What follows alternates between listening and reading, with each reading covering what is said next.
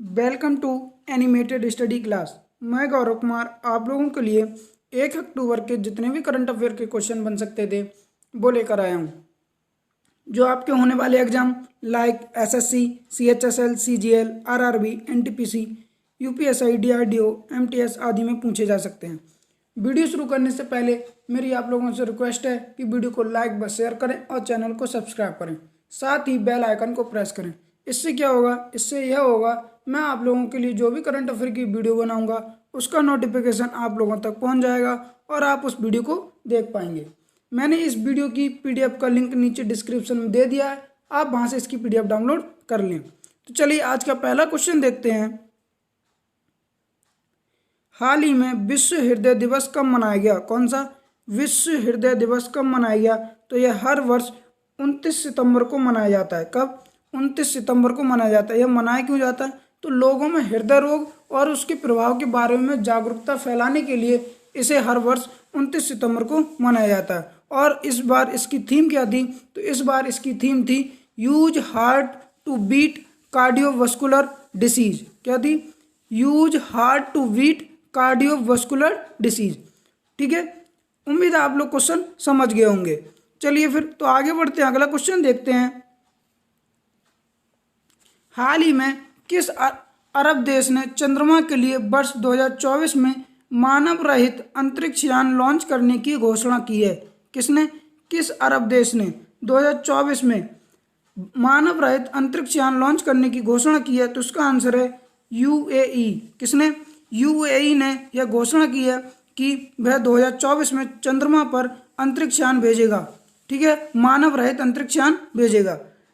अगर यह सफल हो जाता है, अगर 2024 में भेजने के बाद अगर यह सफल हो जाता है अंतरिक्ष यान, तो यह चौथा देश बन जाएगा जो सफलतापूर्वक चंद्रमा पर अंतरिक्ष यान भेजेगा। इससे पहले मात्र अमेरिका, रूस और चीन ही 3 देश ऐसे हैं जिन्होंने सफलतापूर्वक चंद्रमा पर मानव रहित अंतरिक्ष यान भेजा है। ठीक है, और इस मिशन का नाम क्या होगा? तो इस मिशन पर जो अभी यूएई के शासक हैं मोहम्मद बिन राशिद अल मक्तूम, इनके जो पिता थे उनके नाम पर रखा जाएगा और इस मिशन का नाम रखा जाएगा राशिद।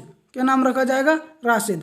ठीक है, आप लोगों को याद होगा अभी कुछ दिन पहले अगस्त की बात है, यूएई ने मंगल मिशन के लिए अपना होप मंगल मिशन शुरू किया था। कौन सा? होप मंगल मिशन की शुरुआत की थी।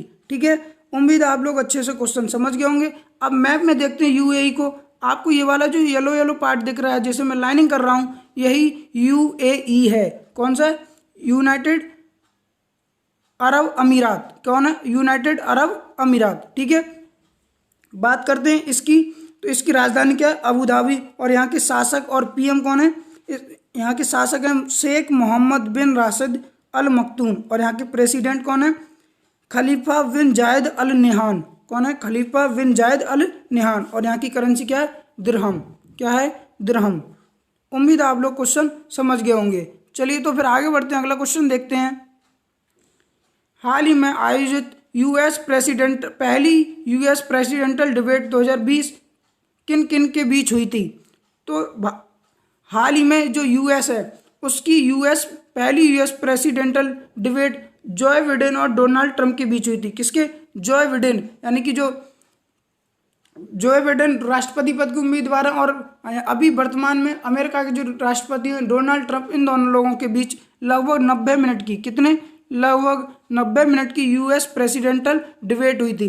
इसमें इन दोनों लोगों ने एक दूसरे पर आरोप प्रत्यारोप लगाए थे और जो अमेरिका के अभी वर्तमान राष्ट्रपति हैं उन्होंने यह तक कहा था कि चाइना, इंडिया, रसिया यह अपने देश में होने वाली कोविड-19 से मरने वालों की संख्या छुपा रहे हैं। इन्होंने इन तीनों देशों पर यह आरोप लगाए कि यह मरने वालों की संख्या छुपा रहे हैं। ठीक है, और इन लोगों में वाद विवाद किन किन मुद्दों को लेकर हुआ? आय को लेकर, नस्लीय हिंसा को लेकर, ठीक है, और कोविड-19 को लेकर 90 मिनट तक लगभग वाद विवाद हुआ था। ठीक है, और यहाँ पर अभी आप लोगों को याद होगा जो अमेरिका की सुप्रीम कोर्ट है उसकी जज थी गिन्सबर्ग, उनका निधन हो गया था। उनके बाद जो नई जज बनी है उनका नाम है एमी कोनी बेरेट, उनको लेकर भी वाद विवाद हुआ था। उम्मीद है आप लोग अच्छे से क्वेश्चन समझ गए होंगे। तो चलिए फिर आगे बढ़ते हैं, अगला क्वेश्चन देखते हैं। हाल ही में किस देश ने घूमतू सर्कस मरीन पार्क में पाए जाने वाले प्रतिबंध जानवरों को प्रतिबंध करने की घोषणा की है? किसने? जो सर्कस होते हैं और मरीन पार्क होते हैं उनमें जो पाए जाने वाले जानवर हैं उन पर प्रतिबंध लगाने की घोषणा की है, तो उसका आंसर है फ्रांस ने। किसने? फ्रांस ने। आप लोगों ने देखा होगा कि सर्कस में बहुत से जीव जंतु पाए जाते हैं, जैसे भालू, बाघ, बंदर, हाथी, शेर आदि पाए जाते हैं। तो इन लोगों को फ्रांस सरकार ने कहा है कि यह जितने ज़्यादा जंगल में सुरक्षित हैं उतने कहीं नहीं और हैं, कहीं और सुरक्षित नहीं है। तो इसी को देखते हुए फ्रांस सरकार ने यह घोषणा की है कि हम इनको प्रतिबंधित कर रहे हैं, सर्कसों में इन्हें नहीं लिया जाएगा। और मरीन पार्क में आपने देखा होगा डॉल्फिन है, वेल्स हैं आदि, इन पर प्रतिबंध लगा दिया है। ठीक है, आप मैप में देख सकती हैं ये वाला जो पार्ट दिख रहा है यही फ्रांस है। क्या है? फ्रांस। ठीक है, बात करते हैं फ्रांस की। तो फ्रांस की राजधानी क्या है? पेरिस। और यहाँ के पीएम कौन है? जीन कॉस्टेक्स। कौन है? जीन कॉस्टेक्स। और यहाँ के राष्ट्रपति कौन है? एमुअल मैक्रोन। और यहाँ की करेंसी क्या है? यूरो। उम्मीद है आप लोग क्वेश्चन समझ गए होंगे। चलिए फिर आगे बढ़ते हैं, अगला क्वेश्चन देखते हैं। हाल ही में सीबीआई की विशेष अदालत ने अयोध्या में ढाए गए विवादित ढांचे के मामले में कितने लोगों को बरी किया है? तो इसका आंसर है 32 लोगों को। किसको? 32 लोगों को बरी किया है। आप लोगों को याद होगा 6 दिसंबर, कब? 6 दिसंबर 1992 को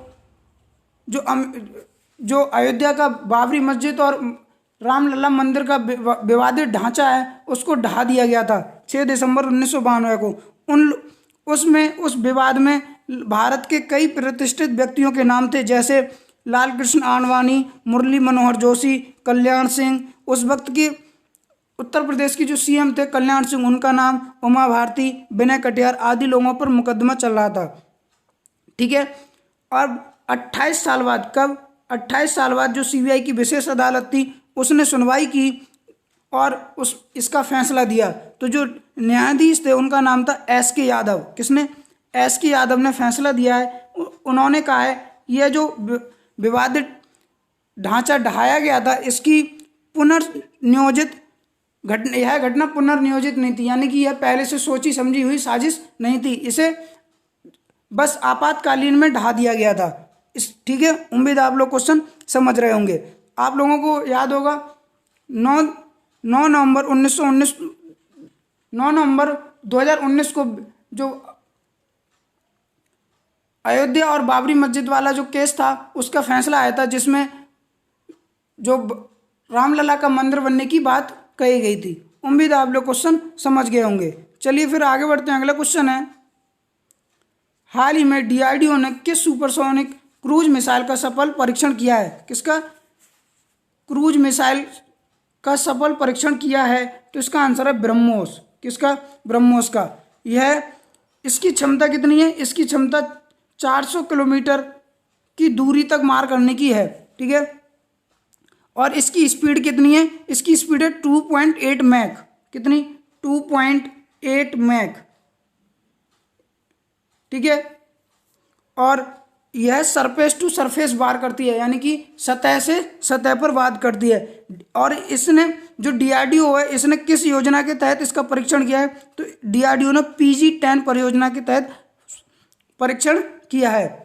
और यह ब्रह्मोस मिसाइल का दूसरा संस्करण है, यानी कि यह 2.0 ब्रह्मोस 2.0 है। ठीक है, और यह कहाँ से इसका परीक्षण किया गया है? तो इसका परीक्षण उड़ीसा के बालासोर से परीक्षण किया गया है। कहाँ से? उड़ीसा के बालासोर से इसका परीक्षण किया गया है। इसमें इंडिजीनियस बूस्टर व एयर फ्रेम भी लगे हुए हैं। क्या लगे हुए हैं?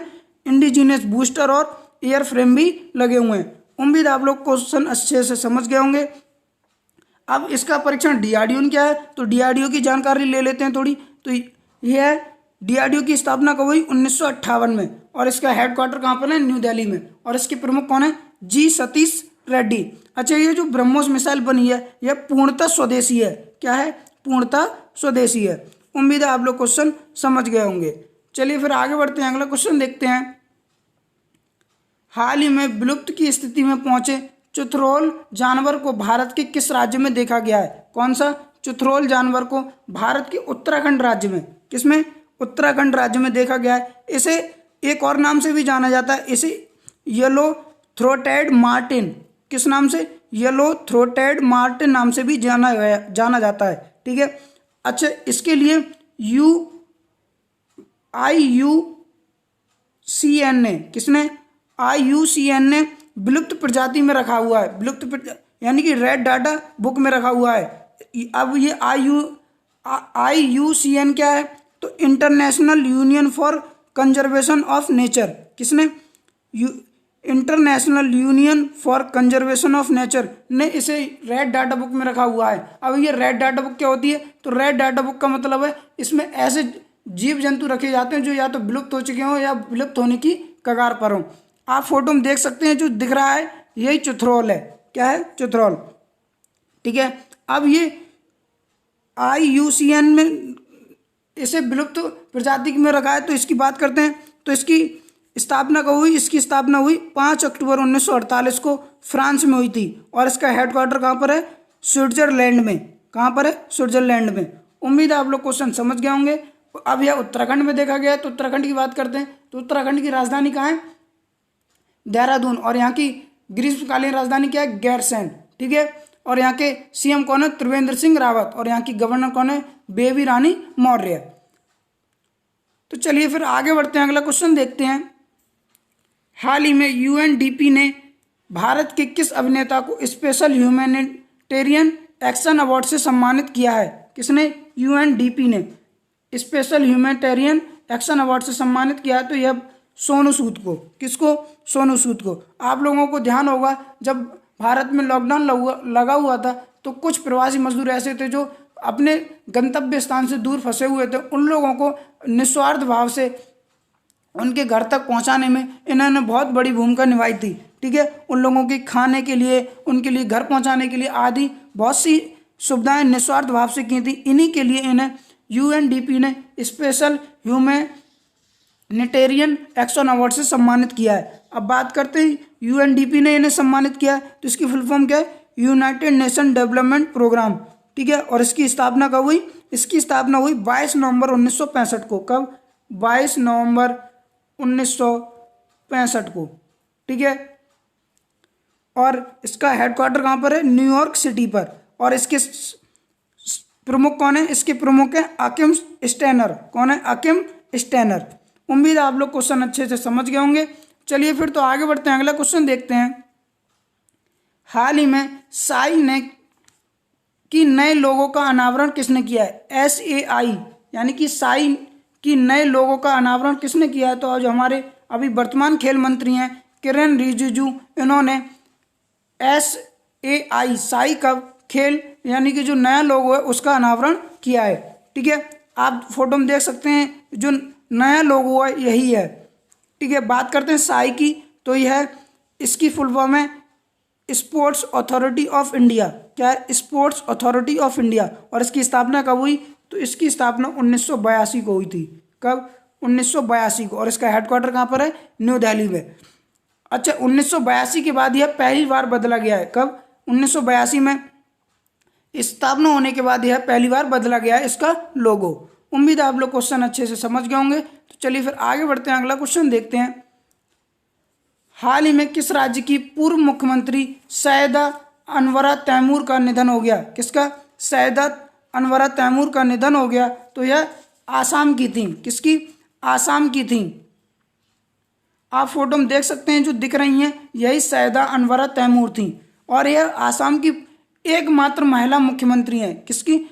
एकमात्र महिला मुख्यमंत्री हैं। बात करते हैं आसाम की, तो आसाम की राजधानी क्या है? दिसपुर। और यहाँ के CM कौन है? सर्बानंद सोनोवाल। और यहाँ के गवर्नर कौन है? जगदीश मुखी। अच्छा, इनका कार्यकाल कितना रहा था? तो इनका कार्यकाल 6 दिसंबर 1980 से 30 जून 1981 तक रहा था। कब तक? 6 दिसंबर 1980 से 30 जून 1981 तक। उम्मीद है आप लोग अच्छे से क्वेश्चन समझ गए होंगे। तो चलिए फिर आगे बढ़ते हैं, अगला क्वेश्चन देखते हैं। हाल ही में विजय वर्धन को किस राज्य का नया मुख्य सचिव नियुक्त किया गया है? किसको? विजय वर्धन को। ठीक है। तो इन्हें हरियाणा का, किसका? हरियाणा का इन्हें मुख्य सचिव नियुक्त किया गया है। आप मैप में देख सकते हैं जो रेड रेड पार्ट दिख रहा है यही हरियाणा है। ठीक है। और ये जो विजयवर्धन सिंह है यह 1985 बैच के IAS अफसर हैं। किसके? 1985 बैच के। और ये हरियाणा के 34वें मुख्य सचिव होंगे। कौन से? 34वें मुख्य सचिव होंगे। और यह किसका स्थान लेंगे? तो यह केसनी आनंद जी का स्थान लेंगे। किसका? केसनी आनंद का। अब हरियाणा के बने तो हरियाणा की बात करते हैं। तो हरियाणा की CM कौन है? मनोहर लाल खट्टर। और यहाँ के गवर्नर कौन है? फागू चौहान। और यहाँ की कैपिटल क्या है? चंडीगढ़। उम्मीद है आप लोग अच्छे से आज के क्वेश्चन समझे होंगे। तो मेरा आप लोगों से एक बार फिर से निवेदन रहेगा कि वीडियो को लाइक व शेयर करें और चैनल को सब्सक्राइब करें, साथ ही बेल आइकन को प्रेस करें। मैंने इस वीडियो की PDF का लिंक नीचे डिस्क्रिप्शन में दे दिया है, आप वहां से इसकी PDF डाउनलोड कर लें।